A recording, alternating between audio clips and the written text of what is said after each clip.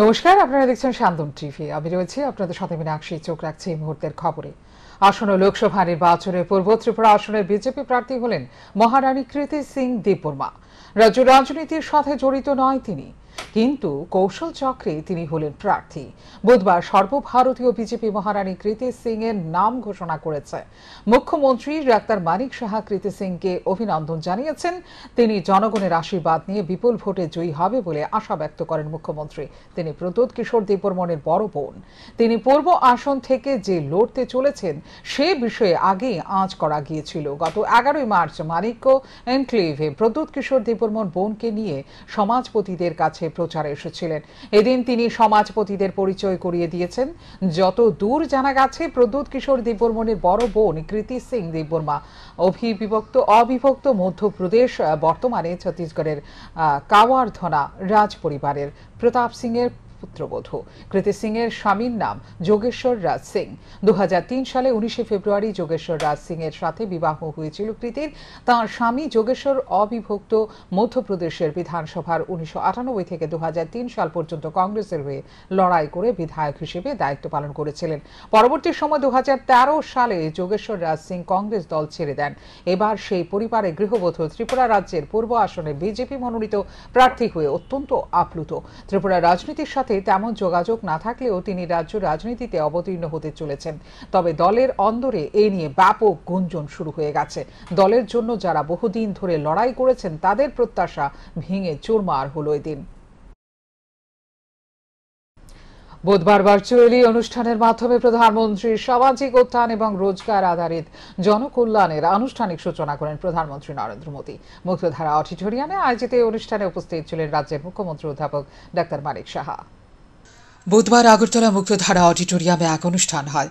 এই অনুষ্ঠানে প্রধানমন্ত্রী সামাজিক উত্থান এবং রোজগার আধারিত জনকল্যাণ প্রকল্পের ভার্চুয়ালি একটি জাতীয় পোর্টালের আনুষ্ঠানিক উদ্বোধন করেন প্রধানমন্ত্রী নরেন্দ্র মোদী। মুক্তধারা অডিটোরিয়ামে এই অনুষ্ঠানে প্রধান অতিথি হিসেবে উপস্থিত ছিলেন রাজ্যের মুখ্যমন্ত্রী ডাক্তার মানিক সাহা। বক্তব্য রাখতে গিয়ে তিনি বলেন, এই পোর্টালের মাধ্যমে বিভিন্ন ধরনের সুবিধা পাবেন সাধারণ নাগরিক, সিনিয়র সিটিজেন ও এই পোর্টালের সুযোগ গ্রহণ করতে পারবে। এই পোর্টালের মাধ্যমে পিছিয়ে পড়া শ্রেণীর মানুষ উপকৃত হবেন বলে আশা ব্যক্ত করেন মুখ্যমন্ত্রী। তিনি আরও বলেন, প্রযুক্তির সদ্ব্যবহার করে প্রতিটি মানুষের ঘরে ঘরে পৌঁছে যাচ্ছে সরকারি সুযোগ সুবিধাগুলো।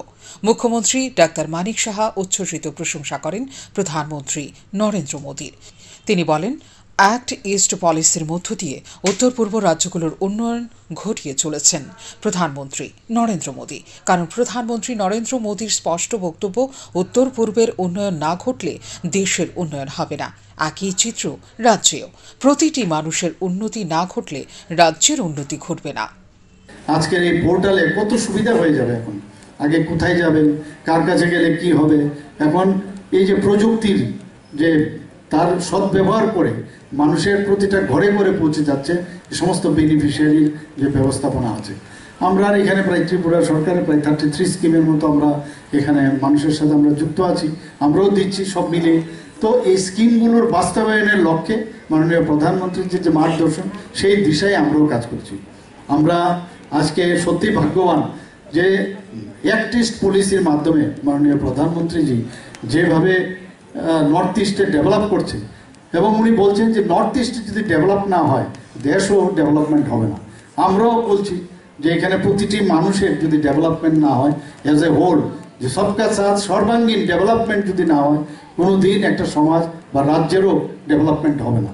এবং আমরা ট্রান্সপারেন্সির মাধ্যমে আমরাও সরকার চালাচ্ছি, সেটা স্বাস্থ্য বিষয়ের দ্বারা, আমাদের স্পোর্টসের বিষয়ে দ্বারা, এগ্রিকালচারই হোক, যাদের ওবিসি সম্প্রদায়ের যারা আছে, যারা এসসি সম্প্রদায়ের আছে, যারা এসটি সম্প্রদায়ের আছেন, এখানে ট্রান্সজেন্ডার থেকে আরম্ভ করে যারা এখানে আজকের যে পোর্টাল ট্রান্সজেন্ডার, এসসি, ওবিসি এবং যারা আরও পশ্চাৎপদ শ্রেণীর যারা আছেন তাদেরকেও এই পোর্টালের সুবিধা নিতে পারবেন। যারা 60 ইয়ার্সের উপরে আছে, সিনিয়র সিটিজেন, তারাও এই পোর্টালের সুযোগ নিতে পারবেন। মানে এত সুন্দর চিন্তা ভাবনা, এবং যেমন চিন্তা ভাবনা এবং সেটারই আমরা কার্যক্ষেত্রে আমরা দেখছি। এই পোর্টালের মাধ্যমে বঞ্চিত গোষ্ঠীর সুবিধাভোগীদের মধ্যে কর্মসংস্থান, ব্যবসার জন্য 1 লক্ষ টাকা ঋণ প্রদান, ভেঞ্চার ক্যাপিটাল ফান্ড, নমস্তে প্রকল্পে সুবিধাভোগীদের ক্ষমতায়ন, নতুন ব্যবসার সুযোগে উৎসাহিত করা, নমস্তে আয়ুষ্মান স্বাস্থ্য কার্ড বিতরণ। প্রধানমন্ত্রী নরেন্দ্র মোদী এই ভার্চুয়ালি অনুষ্ঠানের মধ্য দিয়ে আগরতলার মুক্তধারা অডিটোরিয়ামে এই অনুষ্ঠানে মুখ্যমন্ত্রী ছাড়া উপস্থিত ছিলেন রাজ্যের ওবিসি কল্যাণ দপ্তরের মন্ত্রী শান্তনা চাকমা, তপশিলি জাতি কল্যাণ দপ্তরের মন্ত্রী সুধাংশু দাস। শান্তন টিভি। বুধবার রাজধানী গান্ধীঘাটে পর্যটন ও সাংস্কৃতিক প্রচার কেন্দ্রের ভিত্তিপ্রস্তর স্থাপন করেন মুখ্যমন্ত্রী ডাক্তার মানিক সাহা। এদিন ফলক উন্মোচন করে ভিত্তিপ্রস্তরের আনুষ্ঠানিক সূচনা করেন তিনি। ভিত্তিপ্রস্তর স্থাপন ঘিরে আয়োজিত অনুষ্ঠানে মুখ্যমন্ত্রী ডাক্তার মানিক সাহা বক্তব্য রেখে বলেন, ত্রিপুরা সংস্কৃতি ও পর্যটন ক্ষেত্রের বিকাশে ডাবল ইঞ্জিন সরকারের একটি অন্যতম প্রয়াস tourism and cultural promotion hub. বিশেষ করে পুরনো সংস্কৃতিকে যেমন বাঁচিয়ে রাখতে হবে, তেমনি নতুন সবকিছুকেও ধরে রাখতে হবে। সেই লক্ষ্য মাত্রা নিয়ে কাজ করে এগিয়ে যেতে হবে। মুখ্যমন্ত্রী আরো বলেন, সারা রাজ্যে উন্নয়ন চলছে। বর্তমান সরকারের আমলে সংস্কৃতি বিষয়টিও বর্তমানে সবচেয়ে বেশি গুরুত্ব পেয়েছে। গান, বাজনা ও আবৃত্তি করাই সংস্কৃতি নয়, খেলাধুলো ও সংস্কৃতির মধ্যে পড়ে। সব মিলিয়ে এক ত্রিপুরা শ্রেষ্ঠ ত্রিপুরা করতে গেলে সাংস্কৃতিক বিকাশ অত্যন্ত জরুরি। আর এটা সম্ভব হবে যখন জাতি জনজাতি সবাই একসাথে মিলে কাজ করবে। সেই লক্ষ্যে এগিয়ে চলেছে সরকার, এমনটাই বললেন মুখ্যমন্ত্রী ডাক্তার মানিক সাহা। আয়োজিত অনুষ্ঠানে মুখ্যমন্ত্রী ছাড়াও উপস্থিত ছিলেন তথ্য ও সংস্কৃতি দপ্তরের অন্যান্য আধিকারিকেরা। এবং এখানে সবচেয়ে যে বিষয় সেটা হচ্ছে শান্তি, সম্প্রীতি এবং ল অ্যান্ড অর্ডার এত বেটার এখানে হয়েছে। মানুষ বাইরের থেকেও এখানে ইনভেস্ট করতে আসছে। একটা সময় ছিল এখানে উগ্রপন্থীদের আনাগোনা ছিল। মানুষ যেখানে ডেভেলপমেন্টের বিষয় কোনোদিন যদি শান্তি সম্প্রীতি না থাকে ওখানে মানুষ আসতে চায়। ট্যুরিজমের সংখ্যা আমরা অনেক বেড়েছে। আমাদের ভারতবর্ষের বিভিন্ন প্রদেশ থেকে তো আসেই, ইভেন বিদেশ থেকেও প্রচুর লোক এখন ত্রিপুরাতে আসছে। এবং আমি আশা করি যে এই ধরনের যে ডেভেলপমেন্ট আজকে সারা ত্রিপুরাতে আমাদের হচ্ছে, যেখানে যাই আমি গত 3-4 দিন ধরে ত্রিপুরার বিভিন্ন জায়গায় বিভিন্ন ডিস্ট্রিক্টে আমি যাচ্ছি, সেখানে আমরা ইনফ্রাস্ট্রাকচার তো ডেভেলপমেন্ট করছি এবং ইনফ্রাস্ট্রাকচার অবশ্যই আমাদের ডেভেলপমেন্ট করতে হবে। বিজেপি এই দেশের গণতন্ত্র জবাই করার জন্য কাজ চালিয়েছে। তারা ব্যক্তিগত ও দলীয়ভাবে 10 বছরের হাজার হাজার কোটি টাকার সম্পদ তৈরি করেছে। এই চুরি এবং অন্যায় সুপ্রিম কোর্টে ধরা পড়েছে, ফলে তাদের মুখ পুড়েছে। এর থেকে নিজেদের আড়াল করতে চেষ্টা করেও পার পাচ্ছে না। মঙ্গলবার সন্ধ্যায় আগেই স্টেট ব্যাংক অফ ইন্ডিয়া নির্বাচনী বন্ড সংক্রান্ত যাবতীয় তথ্য তুলে দেয় নির্বাচন কমিশনের হাতে। এবার সেই তথ্য আগামী শুক্রবারের মধ্যেই কমিশনকে নিজের সরকারি ওয়েবসাইট বন্ড তথ্য প্রকাশ করতে হবে। তেমনই নির্দেশ আছে সুপ্রিম কোর্টের। আর এটাকে আড়াল করতে বিজেপি জেনে শুনে মানুষকে অন্যদিকে ধাবিত করতে নাগরিকত্ব সংশোধনী আইন সামনে এনেছে। এই আইন লোকসভা নির্বাচনের পরেও লাগু করতে পারত, কিন্তু তা না করে লোকসভা নির্বাচন ঘোষণার প্রাক মুহূর্তে নাগরিকত্ব সংশোধনী আইন লাগু করেছে। এতে শাসক দল সহ সাঙ্গপাঙ্গদের আসল চেহারা সামনে উঠে আসবে বলে আশা ব্যক্ত করেন তিনি। এটাকে একটু আড়াল করা যায় কিনা সেই অপচেষ্টা হিসাবে জেনে শুনেই, আরে নির্বাচন শেষ হওয়ার পর আর কটা দিন পরেও তো এটাকে জারি করা যেত, কেন এখন করলো জেনে শুনি? যাতে মিডিয়ার হেডলাইনকে চুরি করা যায় কিনা, অন্যদিকে জনগণের দৃষ্টি ধাবিত করা যায় কিনা, এই হলো এই গতকালই এই বিধি জারি করার মূল উদ্দেশ্য। আর ত্রিপুরাজ্যের মধ্যে এই মোদী সরকারের এই পদক্ষেপের পর এখানে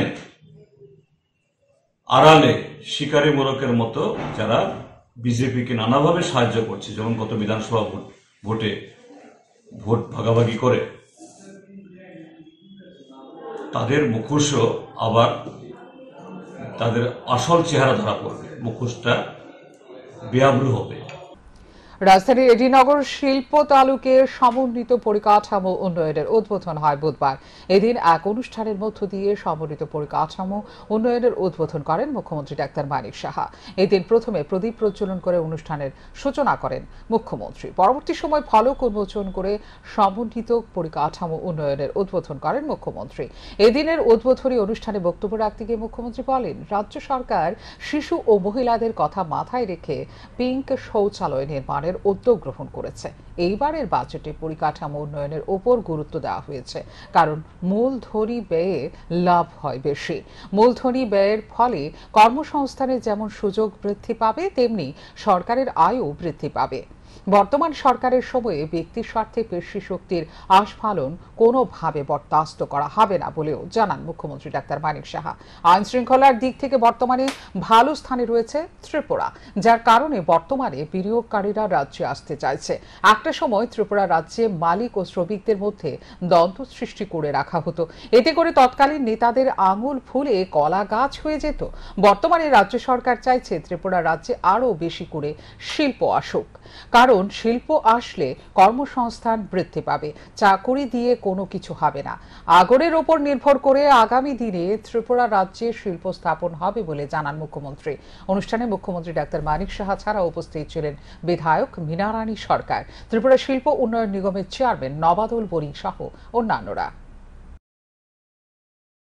এমএসএমই যে মাননীয় প্রধানমন্ত্রীজি বারবার বলছেন যে আমাদের ইন্ডাস্ট্রি ডেভেলপ করতে হবে এবং এমএসএমইর মধ্যে জোর দিতে হবে, কারণ বড় বড় ইন্ডাস্ট্রি অনেক সময় সম্ভব হয় না বিভিন্ন কারণে।